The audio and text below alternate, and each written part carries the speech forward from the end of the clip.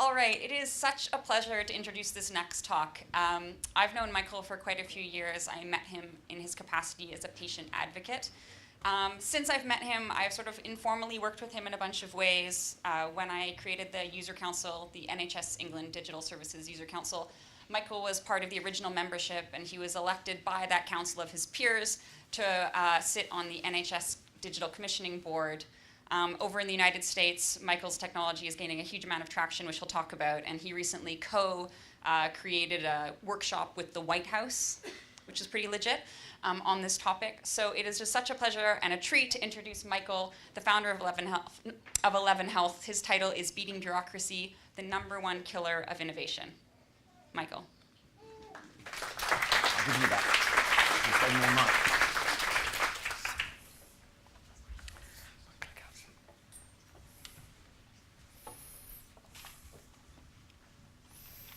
Really great question you set me, Katie. Is bureaucracy the #1 killer of innovation?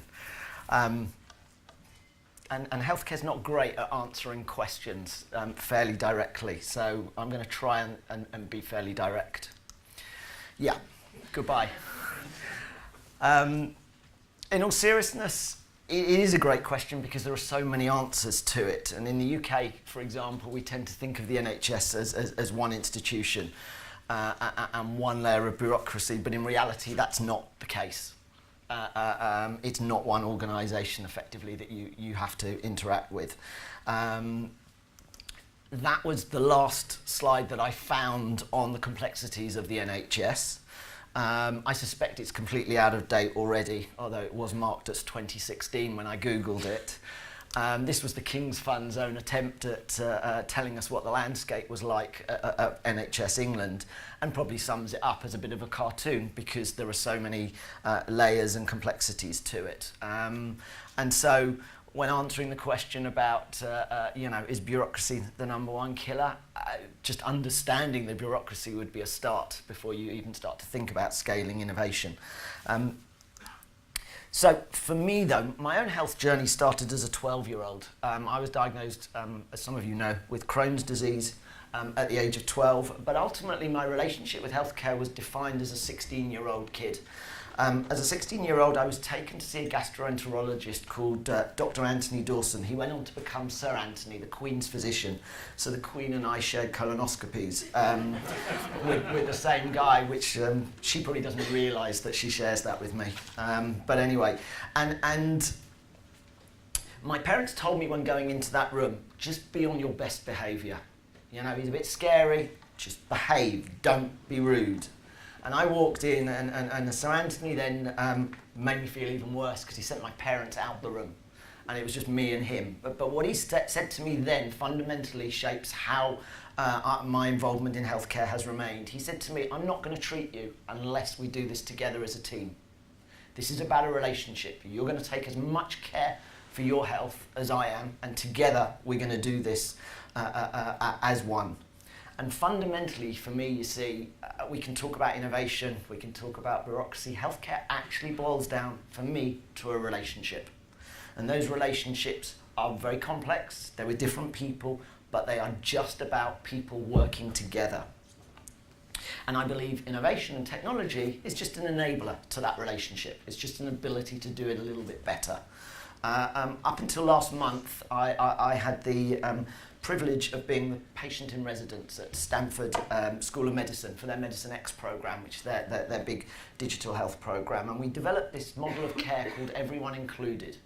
And basically the principle behind that is really the principle about this relationship, that you don't build an innovation and you don't build a solution unless everybody that's going to interact with that solution is in the conversation from the word go. And Everyone Included is really about mutual respect and mutual empathy. And in a healthcare system, and Zoe articulated beautifully in a panel we were doing earlier about older generation, really, in a sense, coming into this paternalistic thing and just doing what the doctor's told, as I was as a 16-year-old, being said, just shut up and listen to what the doctor is concerned. Everyone Included really breaks down that barrier. And in a sense, technology has broken down that barrier. Social media has democratized the voice. And that is the greatest change. And the truth is, until you walk in the shoes of someone like you, or you understand what's that, you never really can build that level of engagement and relationship. My own transplant journey really started 5 years ago. I mentioned I had Crohn's from the age of 12. At 14, I had my first bowel resection. I had 25 surgeries later, and a bowel and testing that starts at around 5 meters in length ended up at 40 centimeters, and I had intestinal failure. I was kept alive through intravenous feeding, and on October the 8th, 2011, I became the 11th patient to undergo an intestinal transplant at Oxford, and I had a stoma. A stoma is where part of your bowel is brought to the outside of your body, and your bodily waste is collected in a bag. And as I remember waking up from my surgery, the first thing that I have clear, vivid recollection of is touching my stomach and feeling this bag where my waste was now going to be collected. And the nerve endings, when you have a stoma, are cut, so you have no control over what comes out and when. And on top of that, as you start to recover, the nurses and doctors give you a jug, and they go, empty your shit into this because we need to know how much is in there, so that we can start to determine how the gut is functioning. And you're left by your bed with jugs and information, and you don't know what to do. And I did really what I think over 80% of patients now do. I think the Pew Institute in America said it was 86% of patients do. I turned to the busiest doctors in the world, Google, to find out some information. And I turned to other patients to find out what it was like. And the overwhelming response from them was, just get used to it. This is what it is like, living with a medical bag. And they leak, they spill. And for me, that empathy, that ability to talk to someone who was going through it was actually vital. It wasn't what then became an innovation and development. It was that relationship to understand someone else's situation and how I could improve it. And I used to stare at my bag hour after hour and watch it filling. And then I would see the bag changing shape. And I'd go, there's got to be a better way for me to get back control. And I was lucky, in a way. I had 9 months, roughly, in hospital from transplant. I was out for a few days and then got rejection and came back in.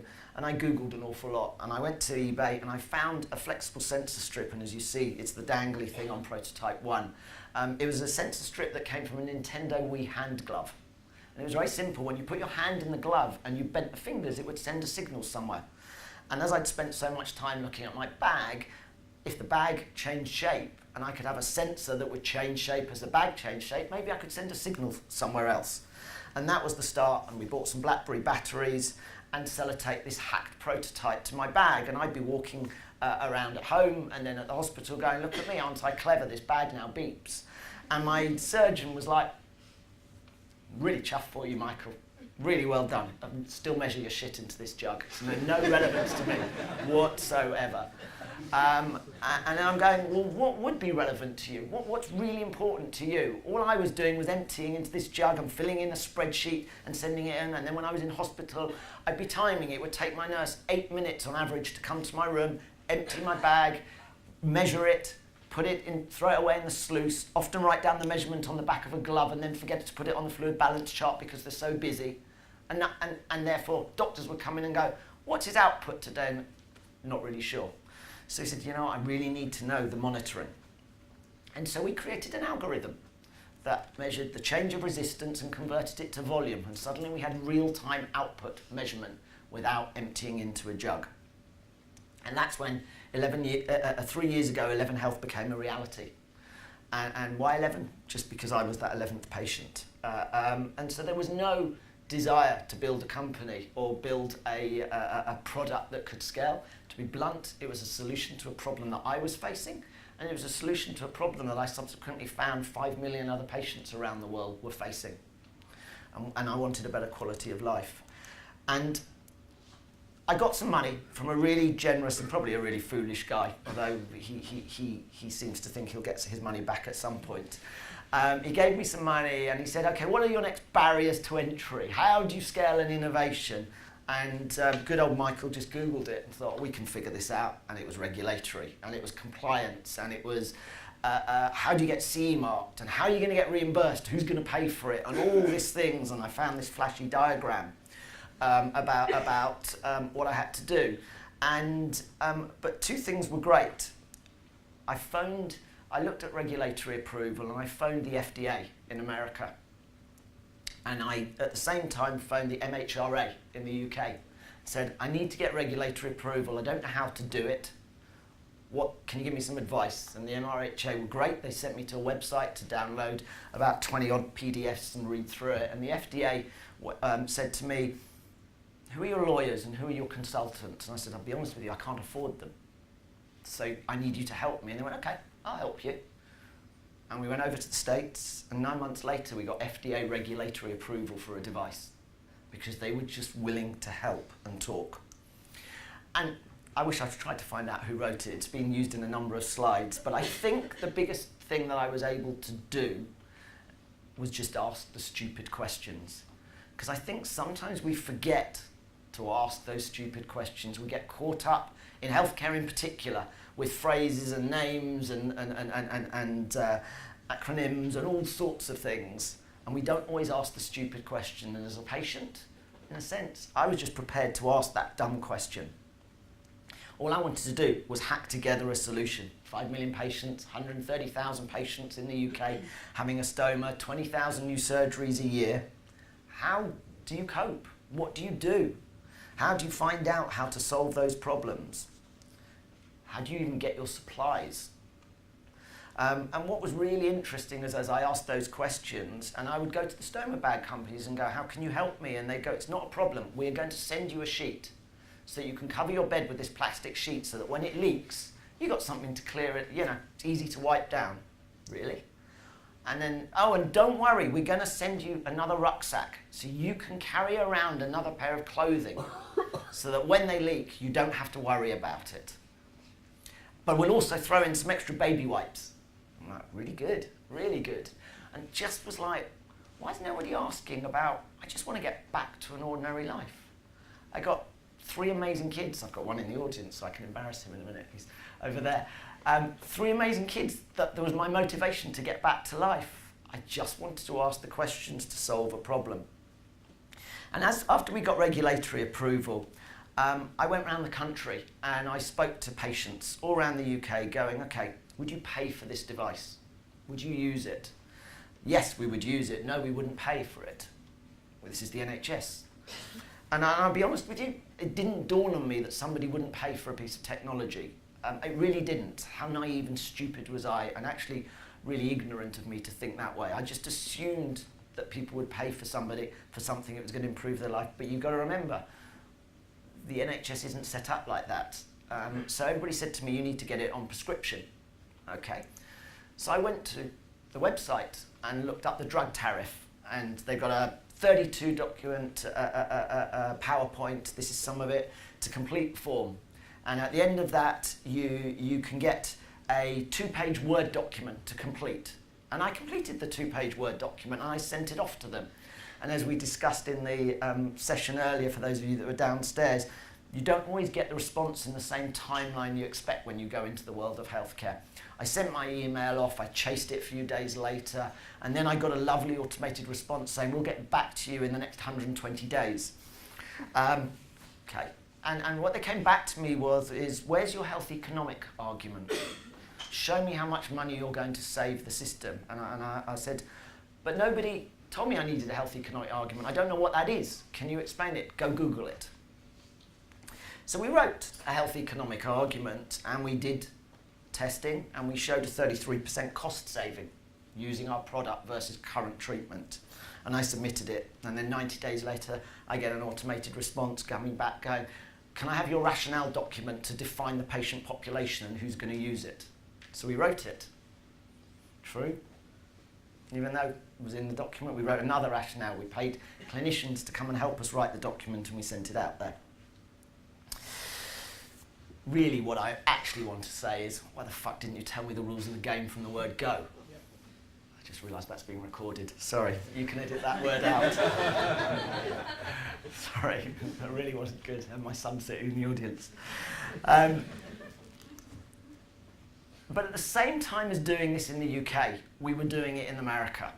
And it was really interesting. There was no plan. There was no business strategy to build a business in America or build a solution in America. It was just, There are patients all over the world. I'll start something in the UK, we'll start something in America and see what comes. And forget your politics. Forget whether you think this guy's a brilliant president or not a brilliant president. The difference over there was very simple. They understood that healthcare mattered at the very top, and that actually change only comes from those people that have that lived experience that can really engage and deliver it. And as I said to you, I was lucky. I had 9 months in hospital to start thinking about things, and on the 8th of October this year I got a lovely WhatsApp message from my surgeon.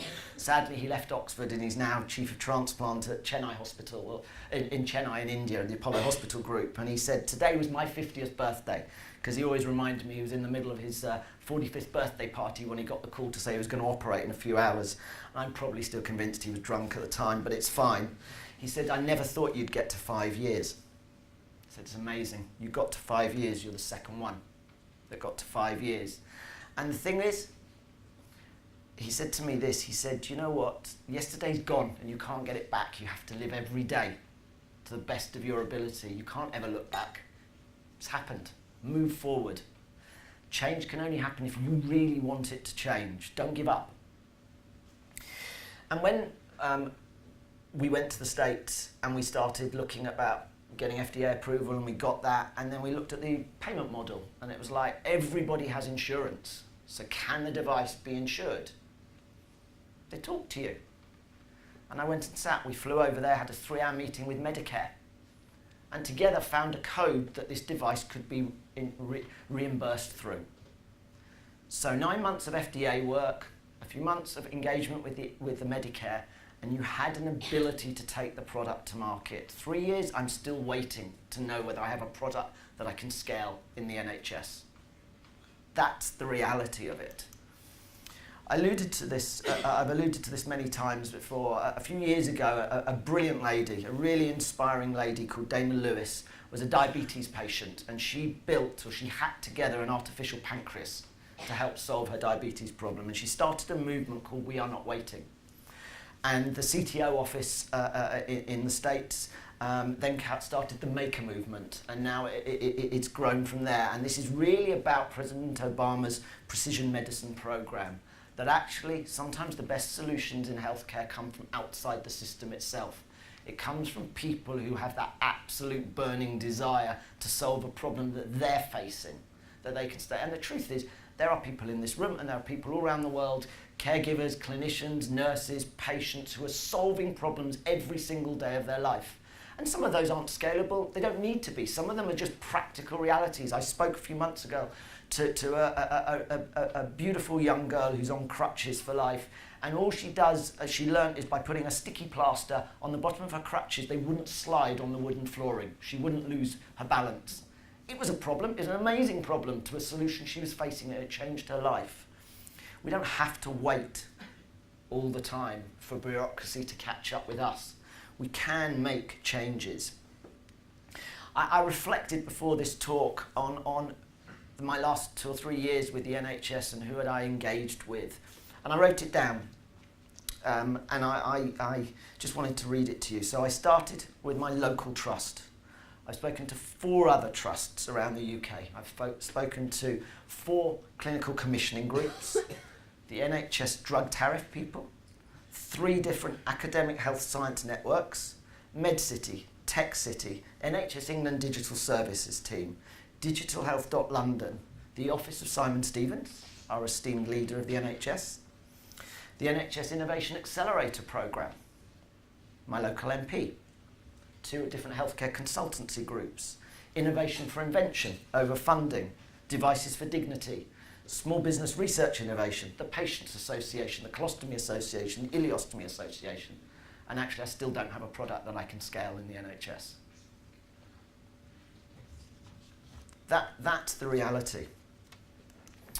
Simon Stevens announced a few months ago, I was privileged to listen to it, a technology tariff for the NHS, the ability for payment for new technologies.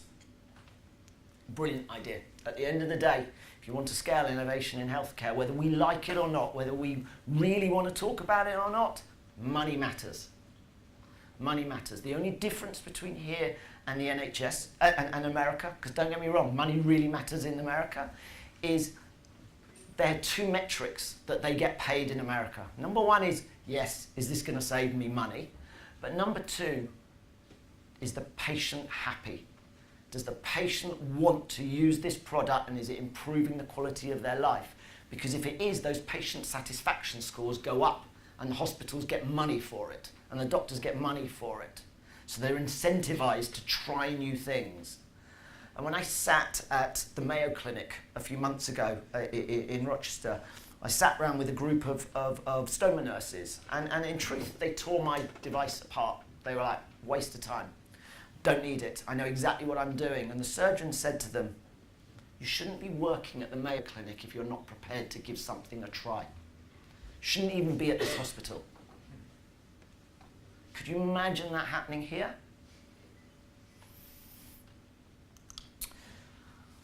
Change only happens through collaboration, co-creation, the ability to talk together. You know, one of my biggest inspirations is this lady sitting over there. I got to talk with Victoria. We met at Leeds. I came to one of your hack days, and we talked about the ability to co-create and co-design.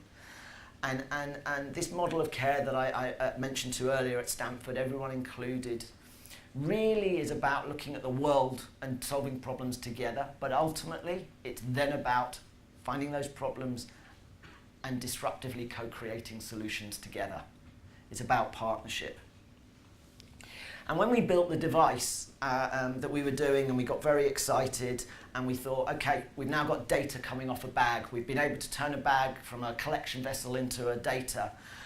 We sat with the doctors, and we were like, okay, how do you want to receive this data? What's the really relevant way that you want to get this? And don't give me another dashboard was what they came back. And don't give me more data that I can't interpret because I've got so much on my plate. What I really want to do is see this data in the patient record. Where I see everything else, that's where I'm used to seeing my data. So we built a system to do that with them together. And we're now into the hospital system at Stanford and at Cedars-Sinai in LA and 2 or 3 others. We can't even get a conversation with end providers here because of the fear. And it's not that we're so good. This isn't the coolest tech in the world. We're not the most geniuses. We haven't invented a cure for cancer. It's just, I need to deliver data to my doctors so that they can deliver me real-time interventions that matter to me, which means they need to see that data in a way they are used to seeing that data. And he wants to go in, type in my hospital number and see it on the screen. If that's how you want to do it, that's my job, to get it there. How do we work together to make that happen? Because otherwise you can't scale innovation. If it doesn't work for everybody, the one thing I have learned is you can't scale it. You can have the coolest tech in the world, but actually if it doesn't interact with people in the way they would need it to interact, it's never going to work. It's never going to work. And look, my vision is simple. The vision at 11 Health is very simple. For 30 plus years, I've lived attached in some shape or form to medical bags. Those bags empty, they fill, they spill, they leak, whatever they do. But the data within those bags fundamentally can change my life, can keep me alive or not, as the case may be. And all I want to do is live a better quality of life so I get to experience all the things with my children and be there when their hopes and dreams are fulfilled. And I want to make it easier for my doctors and nurses to deliver solutions to keep me alive. It's fundamentally very simple. It's about building an innovation that helps that relationship flourish. It helps me build that relationship with my medical team. And for me, the best innovations are the ones that just improve those relationships. Technology is just that enabler. Technology is there. It's just, if we really understood what the return on investment was on that human-to-human interaction, we'd make a fortune. Because that's actually, for me, what healthcare is all about. And I'm trying today to give you a little bit of a snapshot. There's some great, I can give you quote unquote of what we do and how we do it and all of this. But I'm also realistic. I'm really realistic about innovation. You have to show the money. It is one of my favourite films, sorry. Jerry Maguire gets everywhere with me. I do like it. But the fundamental difference is when you talk about money, do you talk about money just as a cost saving? Or do you talk about it as something the patient wants? Do you talk about it as a way of improving the system? Where are we doing? As I said in our panel earlier, we talked about the fact there was an article in the paper recently that Theresa May and Philip Hammond sat down with Simon Stevens at NHS England and said, I know there's going to be a 22 billion deficit, but we're not giving you any more money. You have to come up with those efficiency savings. Forget your political beliefs. I'm not making that from a political point. What I'm saying is technology can help do that, but fundamentally it starts with that relationship. What are we trying to solve? What are those efficiencies we're trying to do? And in the UK, if all we're doing is following a political cycle every 3 or 4 years, then it just becomes about the money. It never becomes about the person. And the US system isn't right. It isn't perfect. Hey, it's based around money. It's insurance. Can you afford to be insured? But actually, it's also starting to change because it's about the patient. Even if it means that the doctors and the nurses and the hospitals are going to earn more money by making sure the patient is happy, at least the patient is being listened to. And how do you then follow that money trail? How do you start to scale an innovation here that may start in secondary care and end up in primary care and then in social care? How do you join that money path? Nobody can answer that at the moment. Until you can answer that, actually it makes it very difficult to scale technology. Because for me, the person that treats me every month is still at my secondary care setting. But if I want my GP to prescribe my technology, which budget is it going to come out of? There is the reality of show me the money. Who's going to pay for it? And we have to be realistic about it. There's no point in hiding from it. So, as you build those innovations, I've learned to my own cost is you have to follow that money. And where we have a system at the moment, and I had it last week with a surgery that got cancelled on me, my surgeon, a case overran and I waited a long time. I waited 9.5 hours to then be told my surgery was cancelled. And no explanation why. And as I left, I was told, don't worry, it will probably be tomorrow. And I phoned the surgeon's secretary, who was lovely, the next day. And she says, I don't know how you could have been told it's done tomorrow. He only operates in this hospital twice a month. So I said, well, where else does he operate for the other days? Oh, he operates in the other 2 hospitals within the trust. I said, well, can we access the diary and can you find out when I can go on this? Sorry, I don't have access to his diaries. I'm like, but you're his secretary. Yes, I have access to his diary in this building, but I don't have access to his diary in the building down the road. Can you imagine running a company like that? So those are the realities that we have to think about when we build. And I'm going to go right back to Katie's question that you posed me, is bureaucracy the #1 killer? Actually, I think a change of culture is what's needed to solve and to scale innovation. What type of leaders do we have in healthcare? What are they? Are they bosses? Or are they real leaders? Are they visionaries? Are they empathetic? Are they prepared to listen? Are they prepared to embrace change? Do they comment? Do they have an open door policy? Those are the leaders that we're going to need in healthcare to scale innovation. Or are we just going to get the judgmental ones, the know-it-alls, the ones that want to take credit, the ones that give orders? What type of leaders do we need in healthcare? Thank you very much for listening to me today.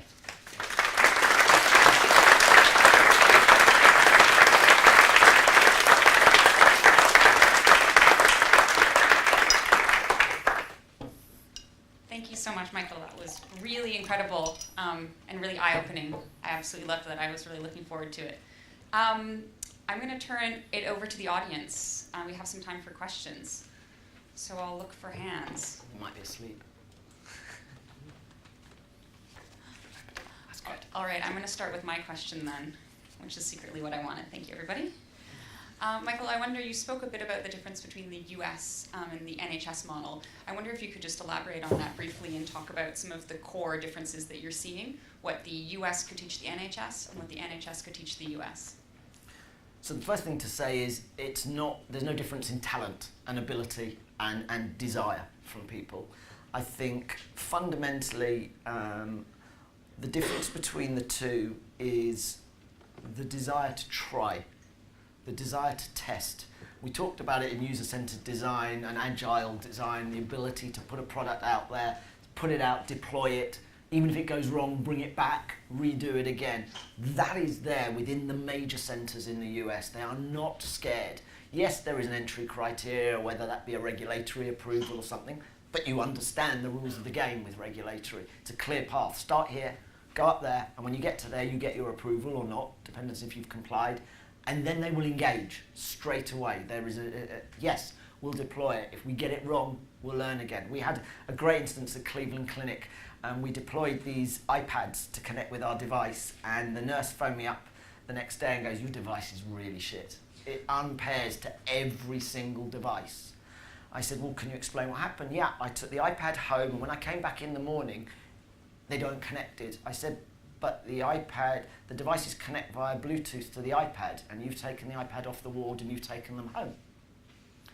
Oh, I didn't realise that. Okay, let's try again. There was no, that's my fault, let's do it again. And here, listen, so far I've waited 12 months to get ethics approval to put a unit into the ward that I was transplanted on. The desire is there. There is absolute desire. The belief, the willingness from clinicians is there.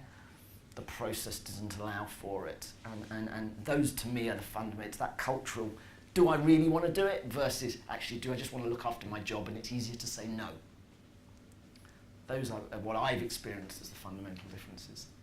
Great, thank you. All right, I knew that this was going to happen. A Victoria question, which will come second.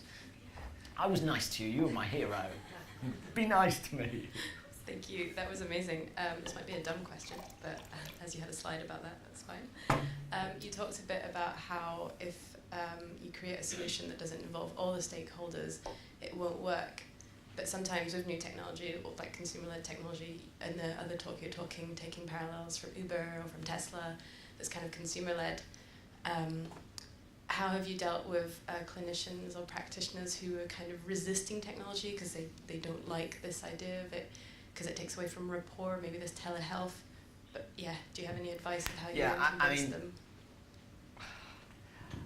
How did I deal with it originally? To be blunt, I ignored them. I went for the ones that really were prepared to engage.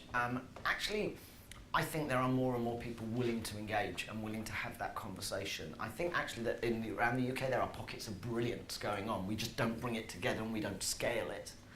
And I think with clinicians I've found it's always evidence-based. Show me why this is going to work. And you're going, but it's a new technology, how will it all work? I think if you bring in the patient and you bring in the end users to that discussion, that conversation is over. So when I went, I want to talk to you on WhatsApp, and this is why I want to talk to you on WhatsApp, it's a different conversation to going, I've built this cool technology, this is why you should use it. That conversation with everybody together, can I meet you, doctor, with the person that's going to be using this, if you're not the end user, for example, or the carer, that changes the conversation. Brilliant talk, Michael, thank you. I just wondered whether you could say something, you've talked a bit about some of the silos, but people might not be aware that one of the big challenges or one of the big silos is proprietary electronic patient records that don't allow interoperability with third-party applications such as yours. So to what extent is that a challenge, and is that different in America?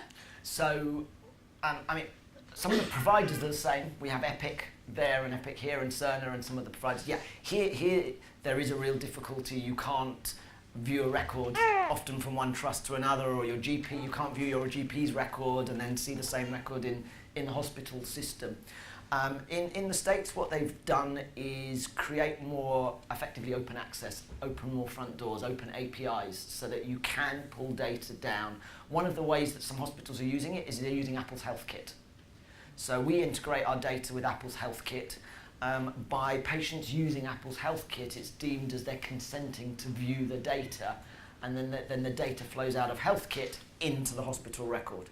It doesn't actually need to happen, but it's one of the ways that hospitals in the US are using Health Kit to integrate with hospital records. I don't believe there's a technological challenge. I think it's actually just a desire to do it, and I think we see this battle here a little bit more than in the States. Here, I think The providers are more protective of their domain. I want to be in control over who gets access to.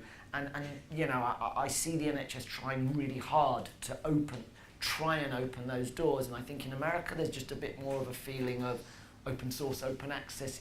It's for a greater good. Don't get me wrong, there are still challenges, but people go into the conversation willing to do it.